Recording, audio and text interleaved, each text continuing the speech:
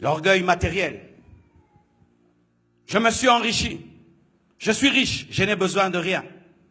Je ne suis pas contre la prospérité, mais je suis contre un message de prospérité mal prêché.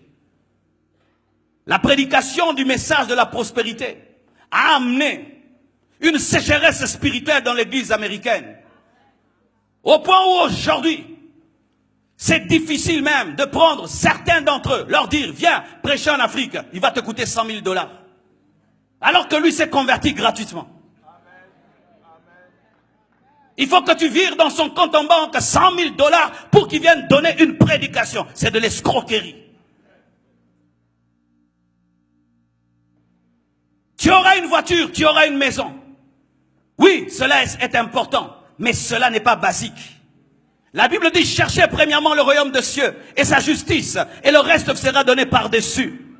Et vous devez savoir ceci dans la vie. Il y a le temps pour patienter, il y a le temps pour souffrir. La vie chrétienne est une formation. Ce n'est pas que tu te convertis aujourd'hui et tu auras tout du coup. Et ce n'est pas tout le monde qui sera millionnaire, ce n'est pas tout le monde qui sera milliardaire, mais Dieu verra que tu ne manques de rien. Si chaque fois nous devons prêcher maison, voiture, nous sommes des idolâtres, nous sommes des matérialistes. Et ainsi, nous jugeons la spiritualité des gens à l'église en fonction de ce qu'ils ont. Si tu es riche, donc tu es délivré, archi faux. Il y a des riches qui sont possédés, des riches qui sont possédés. Et si tu es pauvre, tu es maudit. Mes frères et sœurs, je vous dis, les apôtres n'étaient pas riches, mais c'était des hommes remplis du Saint-Esprit. On juge la grandeur d'un homme de Dieu en fonction de son compte en banque, en fonction de son jet, en fonction de sa veste, en fonction de sa cravate. Vous aurez, on vous prêche les poches au lieu de vous prêcher les cœurs. Alors que la Bible dit, je souhaite que tu prospères à tous égards, comme prospère l'état de ton âme. La prospérité doit commencer à l'intérieur, avant de se manifester à l'extérieur. Et la priorité de Dieu, ce n'est pas de remplir ton compte en banque, c'est de remplir ton cœur.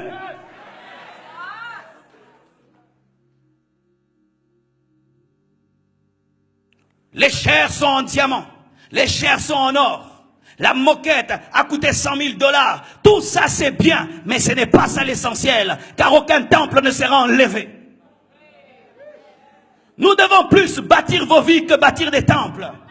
Les temples sont importants pour nous protéger du froid, nous protéger de la pluie, mais ce n'est pas ça qui sera enlevé. Ce sont des hommes et des femmes remplis de l'esprit, convertis, changés, qui seront enlevés. Le message de la prospérité, mal prêché, prêché comme étant la chose prioritaire à enlever la soif de Dieu. Et ainsi un nouveau converti, il vient à peine de se convertir. Au lieu que vous lui donnez la soif de la parole, de la prière, tu commences à dire, tu dois avoir l'argent, tu dois avoir l'argent, tu dois te marier, tu dois voyager dans le monde entier, tu dois. Du coup, au lieu d'avoir la soif du lait, il a la soif du whisky.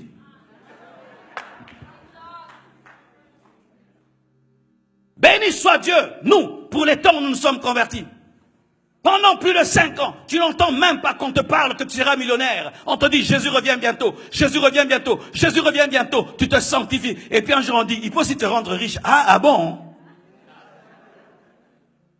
Mais aujourd'hui, à peine converti, qui va m'épouser? Est-ce qu'un bébé pense au mariage? À peine converti, Dieu donne une voiture. Est-ce qu'un bébé pense conduire une voiture? Au lieu de rechercher le baptême du Saint-Esprit, la communion avec Dieu, lire ton Nouveau Testament. Tu n'as même pas maîtrisé ton Nouveau Testament, mais tu veux compter des millions. Et la prédication se transforme en cours de marketing, de management, avec un peu de Jésus. Et les prédicateurs deviennent des marketeurs, au point où, sans même l'onction du Saint-Esprit, on peut prêcher ce qu'ils prêchent. Comment fonder ton entreprise? Comment bâtir ton entreprise? Oui, c'est bien, mais comment apprendre ça à l'université? Bien-aimés frères et sœurs, dans un pays aussi capitaliste, il y a le piège de ne prêcher que la prospérité. Et quand j'entends un homme de Dieu comme le pasteur Samuel, qui est ici aux États-Unis, et qui prêche ce qu'il prêche, ah, quel courage! Quel courage! Quand on regarde votre nation, les buildings sont grands, les voitures sont grosses, tout est gros. tout est grand, tout est gros, les pizzas grands, tout est grand, tout est gros, gros, les verres grands, tout est gros, tout est grand, les voitures, les maisons, tout est grand, tout est gros, tout est grand. Et si tu peux pas avoir une petite voiture, si tu as une petite voiture, oh non, Dieu ne m'a pas béni, Dieu ne m'a pas béni, il faut aussi une grande voiture, une grande maison, une grande. Le matériel ne remplira jamais ton cœur. L'homme le plus heureux du monde n'est pas l'homme le plus riche du monde. Je répète, l'homme le plus heureux du monde n'est pas l'homme le plus riche du monde. Qu'on ne vous trompe pas. Si tu ne trouves pas le bonheur en Christ, l'argent ne te donnera pas le bonheur. Ce n'est pas que je suis contre la richesse. J'ai besoin d'argent pour être une source de bénédiction. J'ai besoin d'argent pour servir Dieu. Mais l'argent n'est pas mon maître. Je ne pense pas à l'argent le matin. Je pense à Jésus le matin. Mais aujourd'hui, les chrétiens pensent à l'argent dès le matin. Le matin, ils pensent à l'argent. Le soir, à l'argent. À la nuit, à l'argent. Ils rêvent même l'argent. Ils comptent l'argent en rêvant.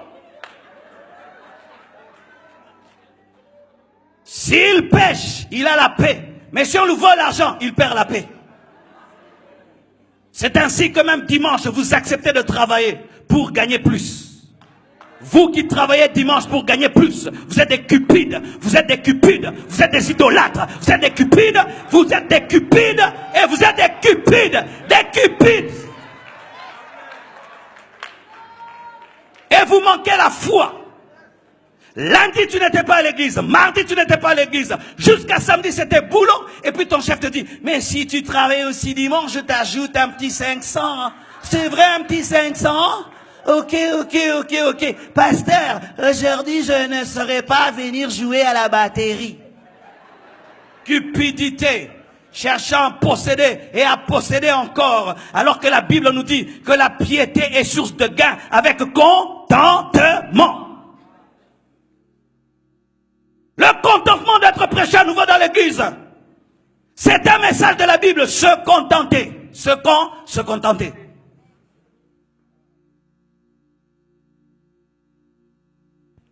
Tu viens à l'église et tu regardes combien j'aurai, combien je posséderai. Si tu es dans une église qui a des fausses doctrines, mais tant que tu te retrouves financièrement, tu y restes. Tant que tu as l'argent, tu y restes. Tant que tu as des relations qui te donnent l'argent, tu y restes. La cupidité.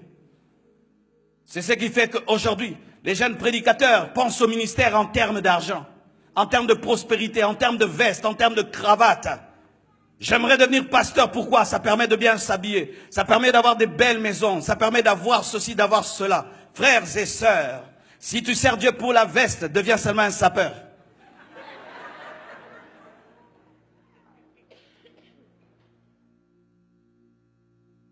Je ne suis pas contre la bénédiction. Je ne suis pas contre la richesse. Je ne suis même pas contre la prospérité. Mais toute chose doit être mise à sa place.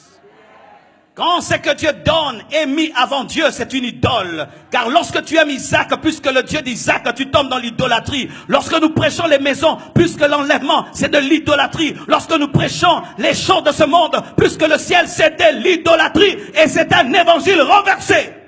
Et regardez ce que ça a engendré. Quel genre de chrétiens ça a engendré? Des chrétiens superficiels. Ils sont beaux, mais ils sont impurs. Ils sentent bon, mais ils sont impurs. Ils sentent le Gucci, mais ils sentent l'impudicité. Ils sont habillés à la mode, mais ils n'ont pas de révélation. Ils gardent des belles voitures dehors, c'est tout, mais ils n'ont rien dans le cœur.